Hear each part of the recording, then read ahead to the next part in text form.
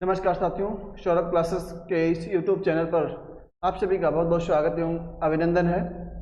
साथियों, हम सब इस समय करंट अफेयर की एक विशेष श्रृंखला आप सबके साथ शेयर कर रहे हैं।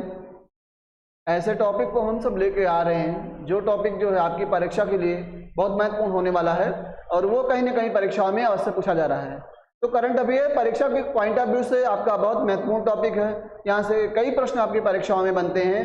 तो जो मेन प्रश्न या पूछे जाने लायक प्रश्न हैं, ऐसे प्रश्नों को हम तथ्यात्मक रूप में आप सबके सामने प्रस्तुत कर रहे हैं। तो आज जो हमारा टॉपिक है, जिस टॉपिक पर हम बात करेंगे, तो भारत सरकार के आगामी लक्ष्य, कि भारत सरकार के आगामी लक्ष्य क्या है, उन किन किन बिंदुओं पर वो कार्य करने वाला है। ठीक है, तो उन लक्ष्यों पर हम विशेष रूप से बात करेंगे। ये भारत सरकार के प्रमुख लक्ष्य हैं जो आगामी वर्षों में भारत सरकार इसको प्राप्त करने का प्रयास करेगा। तो सबसे पहले हम देखते हैं तो कालाजार को समाप्त करने का जो लक्ष्य है वो भारत सरकार ने कब तक पूरा करने के लिए समय अवधि निर्धारित की है, तो वो 2023 है। 2023 तक भारत सरकार कालाजार को पूरी तरह से, कालाजार एक प्रकार का क्या है, एक प्रकार का रोग है। इस कालाजार नामक रोग को पूरी तरह से भारत सरकार समाप्त करना चाहती है। ठीक है, तो उसका लक्ष्य कब तक रखा है उसने, भारत सरकार ने इसको समाप्त करने का लक्ष्य जो है 2023 तक रखा है। देखिए साथियों, WHO वर्ल्ड हेल्थ ऑर्गेनाइजेशन ने कब तक रखा है, तो वर्ल्ड हेल्थ ऑर्गेनाइजेशन ने 2030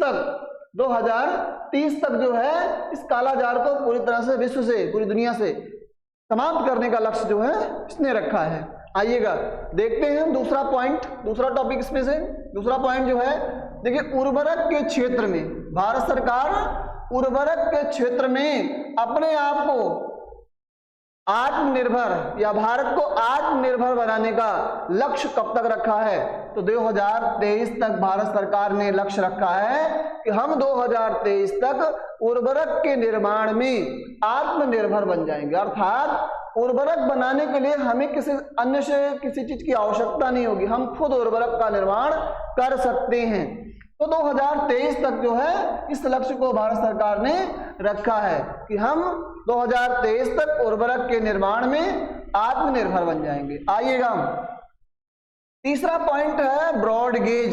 देखिए ब्रॉड गेज क्या है, ये रेलवे लाइन की साइज होती है। रेलवे लाइन की जो साइज होती है वो 3 प्रकार की होती है, जिसमें आपका एक ब्रॉड गेज भी है।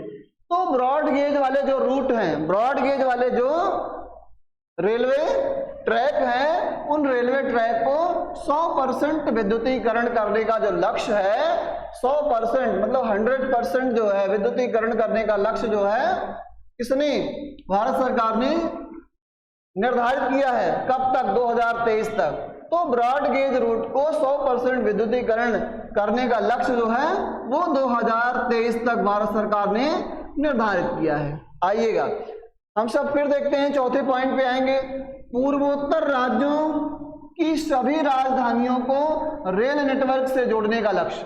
देखिए भारत सरकार ने अभी तक पूर्वोत्तर के जितने राज्य हैं, प्रत्येक राज्य में जो उनकी राजधानियां हैं वो राजधानियां रेल नेटवर्क से अछूती हैं।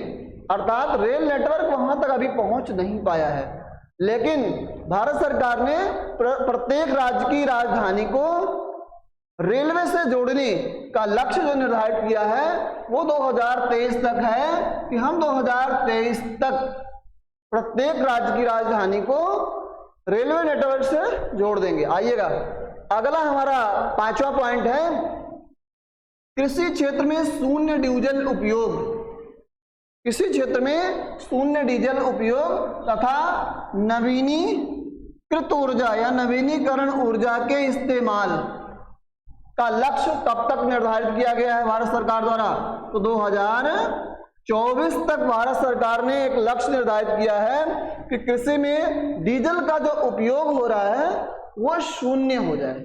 अर्थात डीजल के उपयोग की आवश्यकता ही ना पड़े, डीजल के उपयोग की कोई आवश्यकता ही ना पड़े, नवीन ऊर्जा नवीनीकरण ऊर्जा का इस्तेमाल जो है कृषि क्षेत्र में करने का लक्ष्य निर्धारित किया है 2024 तक, कि 2024 के उपरांत हम जो है फिर जो है डीजल का उपयोग कृषि क्षेत्र में नहीं करेंगे, बल्कि नवीनीकरण ऊर्जा के उपयोग से हम कृषि को आगे ले जाएंगे। आइएगा, आपका जो छठा पॉइंट है उस पे हम बात करते हैं। सबके लिए आवास। भारत सरकार ने सबके लिए आवास मुहैया कराने का जो लक्ष्य है वो 2024 तक निर्धारित किया है कि हम 2024 तक किसी भी ऐसे व्यक्ति को बिना आवास के नहीं रहने देंगे जिनके पास आवास नहीं है। तो सबके लिए आवास मुहैया कराने का लक्ष्य जो है सरकार ने 2024 तक निर्धारित किया है, जो कि यह लक्ष्य पहले 2022 तक था। सरकार ने कहा था हम 2022 तक सभी नागरिकों को आवास उपलब्ध कराएंगे, जिनके पास आवास नहीं है उनको भी हम आवास उपलब्ध कराएंगे।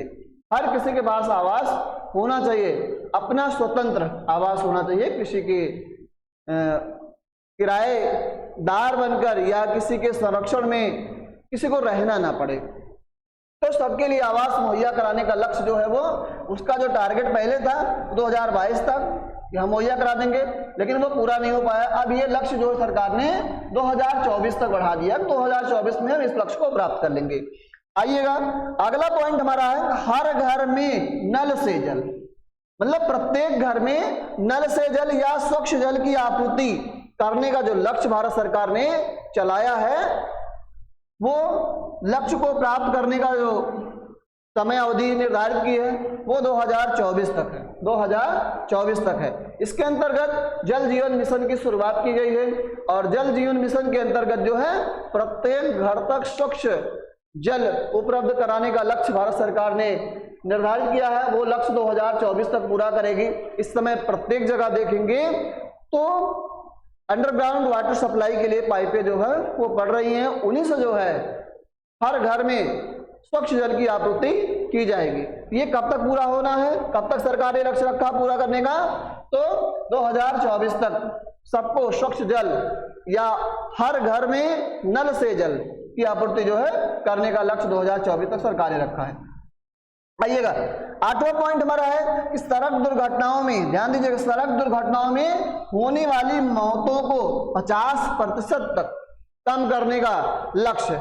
सड़क दुर्घटनाओं में होने वाली मौतों को 50% तक कम करने का लक्ष्य है सरकार ने बनाया है। वो लक्ष्य कब पूरा करेगी, उस समय अवधि कब है, तो 2024 तक।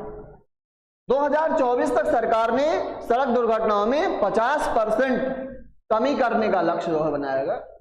ठीक है, जो दुर्घटनाएं 100% जितनी हो रही हैं 100 हो रही हैं, 50 दुर्घटनाएं ही हो, 50 में कमी आए, ऐसा लक्ष्य सरकार ने निर्धारित किया है। आगे आइएगा, नवा पॉइंट हमारा है भारतीय अर्थव्यवस्था को $5 ट्रिलियन, कितने, $5 ट्रिलियन इकोनॉमी प्राप्त करने का जो लक्ष्य निर्धारित किया है भारत सरकार ने, वो 2024 और 2025 के मध्य जो है इस लक्ष्य को भारत सरकार प्राप्त करना चाहती है।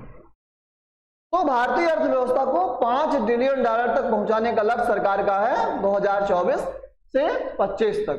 आइएगा, देखिएगा 10वां पॉइंट है, वो भी अर्थव्यवस्था संबंधित है कि भारतीय अर्थव्यवस्था को, ध्यान दीजिएगा, भारतीय अर्थव्यवस्था को $1 ट्रिलियन डिजिटल इकोनॉमी के रूप में, कि मतलब जितनी हमारी अर्थव्यवस्था है उस अर्थव्यवस्था का 1 ट्रिलियन, अगर 5 ट्रिलियन हो गया तो 5 ट्रिलियन में $1 ट्रिलियन जो है वो डिजिटल इकोनॉमी कि मतलब डिजिटल लेन देन हो। उसमें अगर 5 लाख का लेन देन हो रहा तो 1 लाख का लेन देन जो हो वो डिजिटल हो।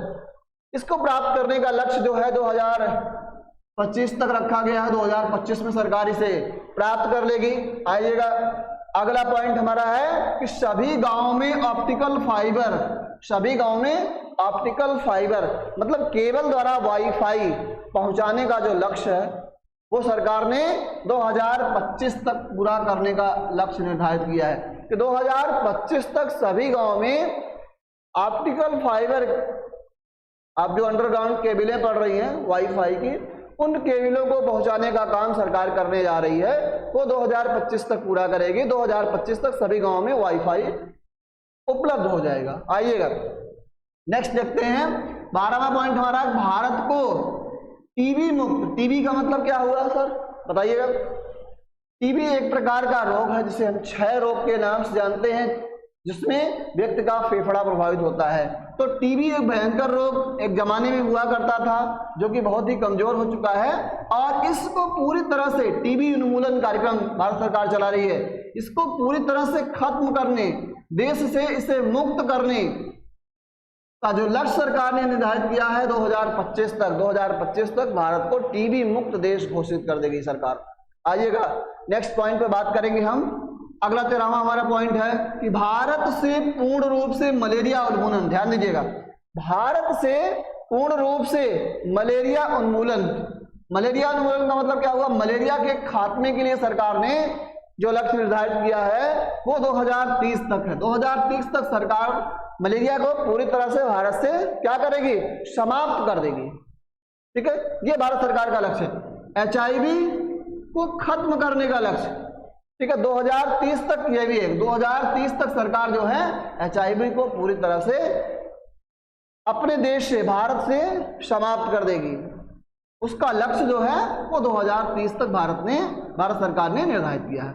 अगला है कुल कार्बन उत्सर्जन में 1 अरब की कमी, 1 अरब टन की कमी। ध्यान दीजिएगा, कुल कार्बन उत्सर्जन में कि मतलब जितना कार्बन उत्सर्जन हमारे यहाँ होता है उसमें 1 अरब टन की कमी भारत सरकार 2030 तक पूरा करेगी। ये लक्ष्य जो है भारत सरकार ने निर्धारित किया है। आइएगा देखिएगा हमारा 16वां पॉइंट है HFC हाइड्रोक्लोरोकार्बन के उपयोग को 80% तक कम करने का लक्ष्य। हाइड्रोफ्लोरोकार्बन के उपयोग को 80% तक खत्म करना या इसके उपयोग में 80% तक कमी लाना, ये लक्ष्य सरकार ने कब तक निर्धारित किया है, तो ये लक्ष्य सरकार ने 2047 तक निर्धारित किया है। कब तक निर्धारित किया साथियों, तो 2047 तक निर्धारित किया है। नेक्स्ट देखिएगा, भारत सरकार ने पोत निर्माण है, निर्धारण नहीं है, निर्माण है।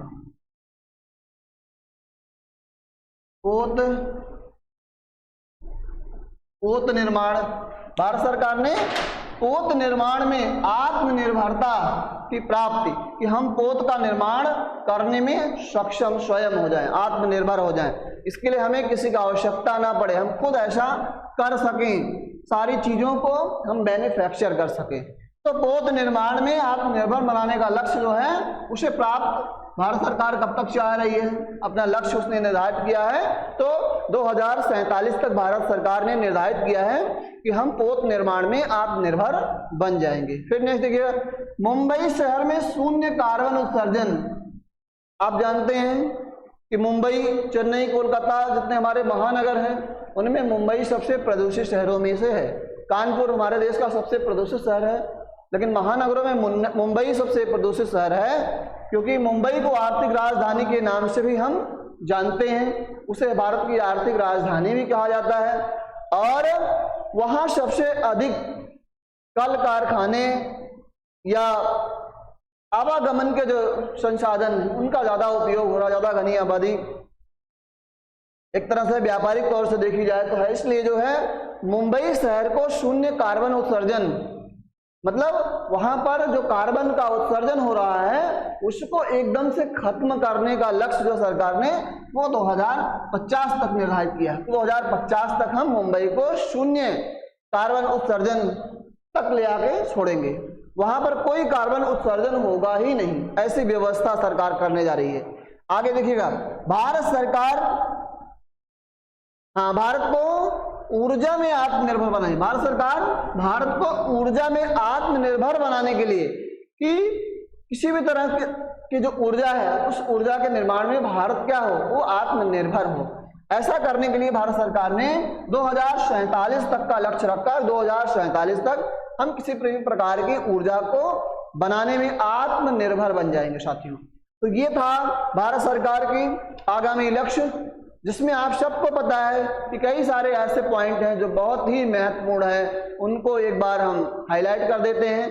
हालांकि जितना हमने बताया है वो सभी पॉइंट्स आपके इंपॉर्टेंट हैं, परंतु कुछ ऐसी चीजें जो परीक्षाओं में पूछी जा सकती हैं, जैसे कालाजार को समाप्त करना, ठीक है, कालाजार को समाप्त करना, ये विशेष रूप से आप याद रखिएगा।